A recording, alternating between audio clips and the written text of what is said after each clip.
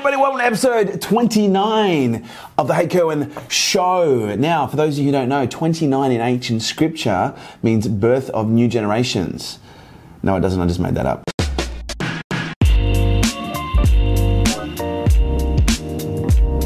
I thought it would sound cool, but anyway, episode 29, we're almost at the 3-0. We're almost at the dirty 30s. I feel like K-Day, K-Day has overtaken everything. Yeah. If you haven't seen K-Day, check it out. It's a little business focused today. Okay. A little business theme.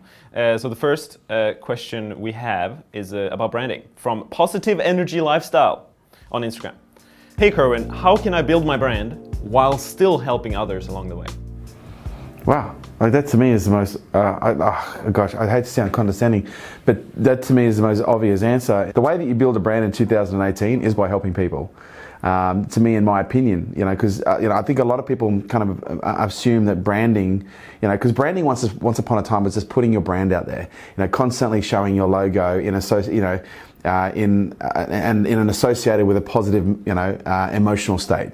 Coke, normally their branding commercials, they don't do direct response, they do branding. And for years, they'd have these situations and these scenes where, it would be social, it would be emotional, it would be high energy, the Volkswagen pulls in at the top of the sand dune. The door rolls back. It's a beautiful sunny day. There's not a cloud in the sky. And at the top of the sand dune, these kids jump out and they're throwing their clothes off. And you've got these beautiful girls in bikinis and you've got these hot guys in board shorts, and they're having fun and they're joking and they're grabbing an esky and they're pulling out the back of the car and they're running down the sand dune towards this big, beautiful beach. And it's, it's producing all these emotional ties. And then at that clincher moment where they're peaking the visuals, they're peaking the sound and the music, and they're peaking the energy and the combustion of that connected to nature, then you'd see the, it's like, Coke, everything is better with Coke, always refreshing, whatever the fucking tagline. What is the tagline of Coke? I can't even remember. Just do it. No, that's not. That to me is the old school branding, and for a lot of companies that have massive multi-billion-dollar budgets, that's actually a branding strategy that should be a part of the mix. But when you're a small to medium-sized business player, in an age where the dominant media is social, you're not playing with TV. You're playing with, you're playing with Instagram. You're playing with Facebook. You're playing with LinkedIn. You're playing with YouTube. You've got to understand, attention is what builds brands. You've got to be putting an attention. You've got to be, producing information, producing content, producing media that number one garners attention, but then number two creates the right form of association. Because we look at this thing called the mere exposure effect. We're trying to get in front of someone with our brand at least, ideally 15 to 20 times in a given period of time. But the mere exposure effect, it's a psychological phenomena whereby people will tend to develop a preference for things because they become familiar with them. But this phenomena not only creates positive preferences, if you're putting your brand in front of someone in enough times in the right emotional context, it creates a positive influence, it creates a positive association. But if it's done in the wrong context, okay, it's going to create a negative perspective, it's going to create a negative influence and create negative sentiment. So branding in the 21st century, or branding in the social age, for me, it really is about helping people. It's like, how do I create and construct content that I deliver to my market that speaks directly to them? That speaks directly to, to that demographic, to that psychodemographic, to that age group. Or how do I produce content that perhaps you have a range of different demographics? How do I produce content for each one of those threads of demographic? Because you might find that you've got a number of different segments. You might have a strong segment between the ages of, 25 and 35, single males. But then you might also discover you've got, a strong demographic between 30 and 40 of young mums, as an example, or 22 and 32 of young mums. You want to be producing content that is of utility nature, whereby that content by design is going to provide some form of a value. And by them seeing value in what it is that you're producing, you're going to have their attention and they're going to be watching it. And that's where, subtle brand play, will really fall into it. And just by virtue of they're watching your video and they can see the name of the page that they're watching the video on, that's a level of branding. And then you start getting into the production branding side of things, where you start, creating a style and a look and a feel to your content that every time people see that type of video, they go, well, I know that's Kerwin's video because that's the type and the style. And you can start introducing branding through, intros and branding through outros and branding through personality, because personal brands are a huge part of branding in the 21st century. Fuck, I sound like an old person when I say that. But to me, the equity in any brand is the association that that brand has with the market that it is familiar with it. And, we're looking for positive equity. We're looking for positive equity because if you build up positive equity over a period of time, then that really primes people for DR. The direct response, is an art that is, it's become almost forgotten in many ways. Like I grew up I was a copywriter. Like my first job in marketing and advertising was, direct response copywriting, where I was writing, classified ads and newspaper ads and fucking, radio and TV little slots where I was actually creating content where the number one goal was to create a sale. And we've got to understand the difference between promotional marketing, direct response marketing and, utility marketing or branding. Direct response is all about making the sale. How do I go straight for the jugular? How do I get this person straight into bed, and get things rocking and rolling? Whereas branding is more about the understanding of building value over time, building value over time through the distribution and the delivery of really high value content that creates this relationship. Because the difference between a direct response brand, a brand that is well known for having direct response, and there's a number of furniture brands that are very good at direct response marketing, okay, and they're known for having the sales and the cheap stuff and 40% off, and they're always going out of business, that kind of stuff. But the challenge that a lot of those brands that I've seen is the sentiment.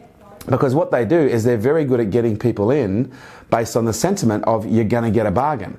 But the customer service, the relationship, the follow-up is so poor because that's the area that they play at, that they actually do more damage to their brand long term. And as a result, they have to constantly rely on direct response.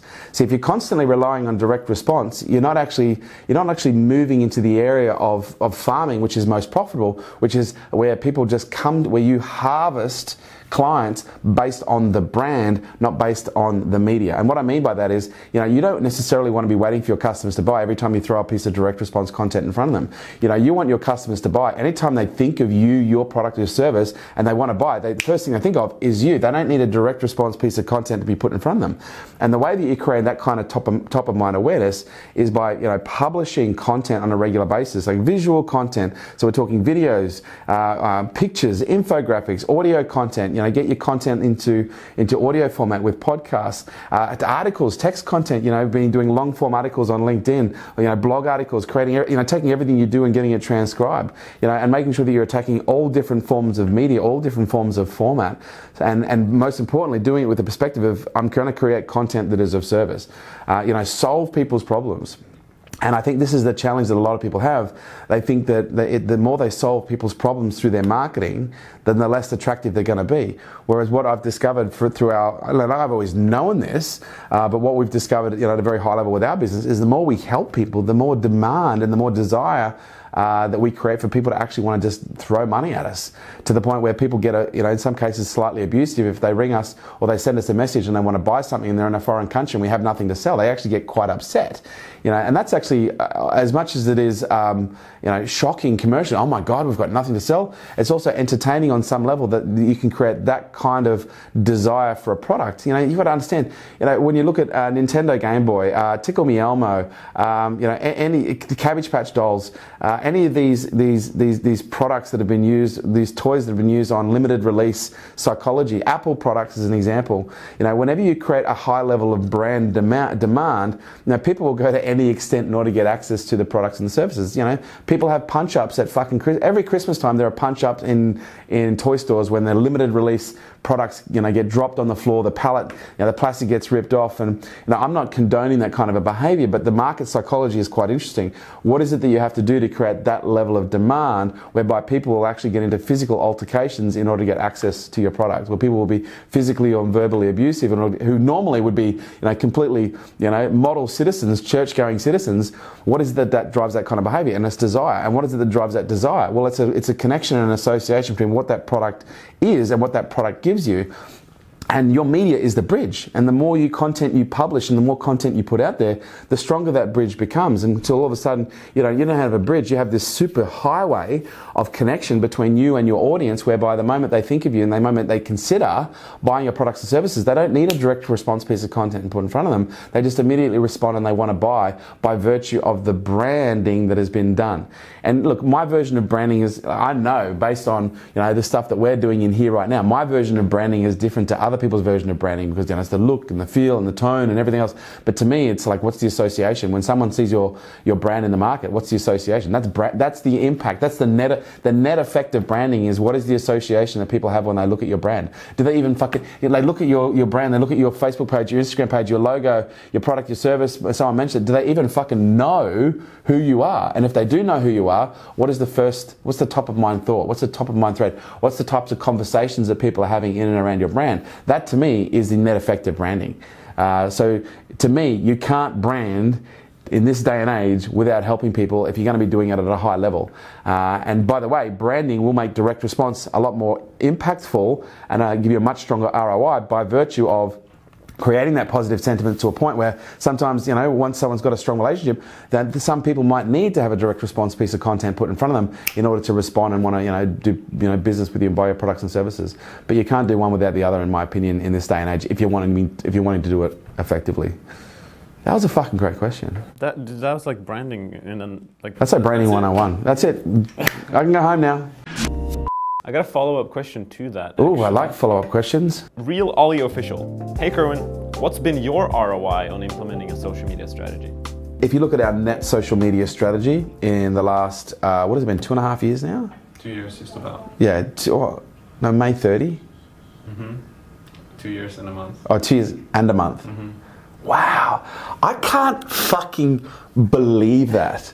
Like, I literally sometimes, I have to pinch myself when you consider in the last 2 years and 1 month, the reach, like we've almost reached 750 million people with our social media. That's just in terms of reach. We've engaged with, I think it's now over 500 million people. We've had, we're probably moving close to like 400 million, 500 million, 500 million videos that have been viewed, most of which of those have been organic.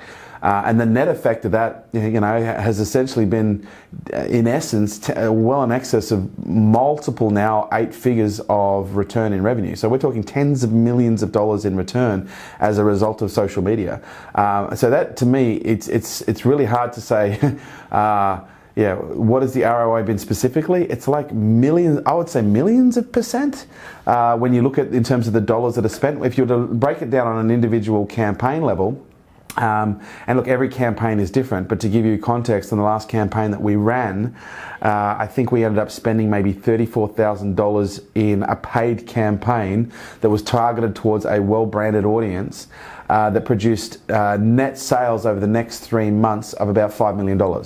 So when you consider, let's call it $40,000 in, okay, and then the net effect of 5 million out, I couldn't even, I don't have the fucking mental agility to be able to process what those numbers mean from a percentage wise, but what I can say, it's a lot. It's a lot. It's enormous, and I can't think of any other. What's interesting right now is we're actually looking to double down even further, because we only do paid campaigns, we only do promotional paid campaigns 4 times a year in line with our promotional schedule.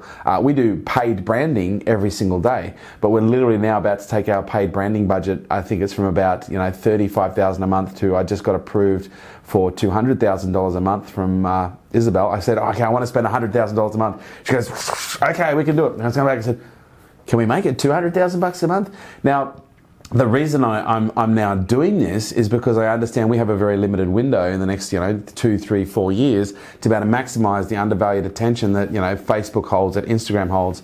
And so for us now, like we're and I kind of say this with a little bit of because I'm literally thinking, like, if you think what we've done now is good, we've done like 80% of our 90% of our branding has been done unpaid. Like we're literally only about to get serious right now. Like we're literally about to go, okay, let's fucking blow this thing up. And I'm kind of like, well, if we can get this far, not without trying, there's been an enormous amount of effort, but we've done it, really just by kind of, let's be honest, we've been feeling our way. Mm-hmm. We've been trying to work this out as we go. We've been following the standing on the shoulders of giants and following the greats who have done it before us. Gary Vaynerchuk has been a huge influence in all the things that we do, and we just basically watch what he does, and pick it apart, pull the eyes out, and identify and re-customize it for what it is that we do. But I'm just constantly looking at what everyone else is doing. But in terms of ROI, it's indescribable, and I think every business right now on the planet literally it has got a clock that's going tick-tock that is counting down from what are we looking at? It's counting down from 24, 36. What's 36, 40? What's 36 plus 12? No, 36 months. How many months in 3 years? 36 months. Well done. Thank you. Every single business right now should have a timer on the wall that is set for 3 years from now that is count. Actually, you know what? We should fucking do that. We should put a timer on the wall that literally has 36 months and then is broken down, you know, by hours. Sorry, by 36 months, broken down by weeks, broken down by hours, broken down by minutes, broken down by seconds, and then it's just ticking down. Because literally, that is what is going on right now in the context of social media. We are on this limited window of time to be able to invest as much as we possibly can to dominate the next phase of business. Because whoever owns social media in the next 3 years is going to own media, you know, for the next, we could call it the next 10 or 20 years. It could be only 5 years, we don't know. But what we do know is right now you've got the interwebs. You've got this beautiful thing we call the interwebs, right? And there are many things that kind of connect us to the internet. You've got search engines, which is very much a direct response mechanism. But we've got this layer between the internet and humanity, and that's called social media. And social media, as we all go, that's basically how we navigate, you know, the internet. When you look, I would go as far as to say, you know, based on the statistics and what I would say, if you reflect on your own life, 80% of your off social media navigation, 80% of your internet use, I would say at a minimum, 70% of your internet use would be driven by the links that you're clicking on from social media. So right now, social media is where it's at, and there is this limited window to really establish yourself, you know, very strongly, you know, in the next 3 years, let's call it 4 years, and the more people who do that, the stronger the ROI is going to be for the next 5 to 10 years from that, and who knows where it could go from there. But yeah, don't wait.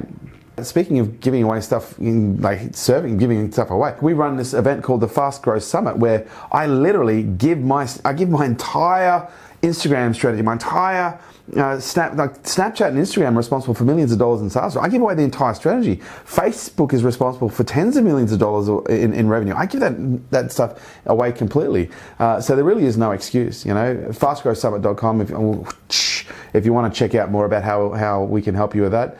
But yeah, there's no excuse in this day and age. The clock is ticking. Let's finish off with Jeff Schulte. Hey Kerwin, do you ever have an extended break or vacation? You seem to always be working. Do you and your team have a good work-life balance? My team? Me? Getting any high performer to have a native or a natural, good work-life balance, from my observation as a high performer and recruiting and developing and working with high performers, it's typically going to be the biggest challenge for most organizations and individuals. Myself included, I am always working. I am a beast. I am a machine, but I am learning the importance of repeating the same mistakes over and over, the importance of R&R and downtime. And I have learned this lesson, like you, I don't know how many times I've learned this lesson since you've been here, but it's been many. Lots, where, you know, I get myself fit, I get myself healthy, I get myself really clear, and then I literally just run like a maniac, you know, in the direction of where the most biggest fire is, and I keep running until, yeah, I have stumps on my feet, on my ankles, because that's my personality. So for me, I am developing a better work-life balance every single day. It's something, I'll be honest with you, I get it good, and I'm good, and then it fucking starts to fall away again. And then I get it, and then something like now happens. Like right now, I'm literally on the verge of going on a holiday, and I need it. Like I'm tired. Like you can even tell with the intensity of the Hey Kerwin. It's not actually like this. It's kind of a little bit more relaxed. It's less intense. But yeah, like I'm really desperate for some time out to yeah, basically I was going to say recharge, but I went to say resuscitate, because that's sometimes what it feels like, because I get myself to the point where I don't need to recharge. I actually need to be fucking resuscitated, because I do work myself, you know, with that level of intensity. But that being said, one of the things that we do in our organization to ensure work-life balance is, you know, we provide a very healthy working environment. You know, we have a gym in our office. We bring in a personal trainer, and they run 4 personal training sessions a week, group personal training sessions a week. We buy clean and fresh and healthy food for our team every single week. We provide a full range of nutritional supplements and nutraceuticals and protein powders, and, you know, to really supplement, you know, the high performance that's required to work in an environment like this. As a general rule, every person has to have a holiday holiday booked in their diary every 3 months. Not everybody succeeds with that, myself included, myself probably being the poster child for that, but that is a requirement, you know. And one of the things that drives the care and the nature of care in this organisation is our values, you know, because we have a lot of values that really relate to the care of one another. One of them is, you know, we are family. And as family, when you notice that people are tired, you take care and you intervene. And there's been plenty of times where I've had to, you know, a good coach will know when to rest his players. And there's been plenty of times where, you know, working with individuals in this team now, like we've almost got 40 people in the team. It's a lot of fucking faces to read every day. It's a lot of body language to read every single day, because not everyone's going to tell you exactly how they're feeling, and not everyone's going to, you know, necessarily have the time to have conversations that are going to let you know. And so one of the things as a leader you have to get, or that I've learned how to get really good at, is just reading people's bodies, looking and knowing what their baseline looks like, but then being able to read their posture, read their face, read their, you know, their mannerisms, to actually know exactly where they're going on. And if someone is starting to look fatigued and someone is starting to look tired and the signs are starting to show, that's where it's, you know, a good leader will intervene, and there'll be an intervention whereby, you know, rest will not be suggested. It'll be forcibly prescribed. You know, I can think of at least more than a dozen scenarios. When I send someone home. Evelyn? Yeah, sending Evelyn home. I can think of, like, I tried to send Brooke home yesterday. You know, she wouldn't fucking listen, but that was because I wasn't here. But, you know, I can think of a dozen plus scenarios just in the last 3 months where we have forcibly sent people home who didn't want to rest. But sometimes that's what you have to do for high performers. High performers just know they've got grit, they've got resilience. To them, pain is just an invitation to keep going. And that's where, you know, we as an organisation are good. But, you know, like anyone, we probably could be better at it. But in terms of performance and what we produce, yeah, I think we're right up there. Sweet. That's episode 29. Boom! That's episode 29 of the Hey Kerwin Show. Now, for those of you who are interested in finding out more information about the Fast Growth Summit, here's a little link. You can click on it below. I don't think we'll have a click on this link, but we might actually put a link in there. No, actually, maybe we won't. But either way, we'll put something up there so you can find out. The question of the day is, what do you do to maintain a healthy work-life balance? I'm actually looking for ideas. I'm curious to know from you, like, what are some of the things, the structures, the processes, you know, the scenarios you put in place in your life to ensure that you have an appropriate work-life balance? I'm actually really curious to know. See if you can help me. Hopefully today's helped you. Today I'll see if you can help me. What is it that you do to have a healthy work-life balance? Let me know below. If you've got any questions, put them out there. Hashtag Hey Kerwin, across Twitter, across fucking Instagram, Facebook, Snapchat. On this video. And on this video, let me know. Any questions you've got about life, love, relationships, parenting, health, fitness, anything that I can help with, I will. If I don't know the answer, I won't make it up. Say hi to your mum for me. Till next time!